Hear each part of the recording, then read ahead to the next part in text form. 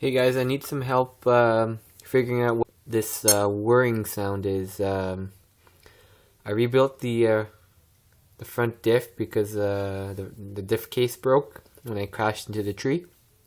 Put the new techno tower in.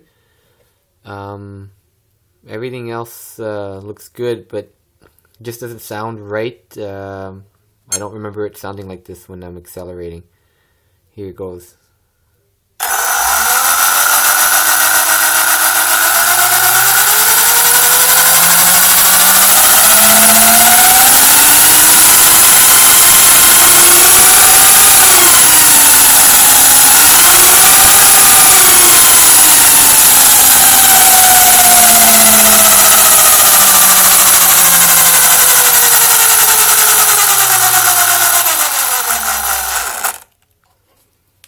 So hopefully you can help.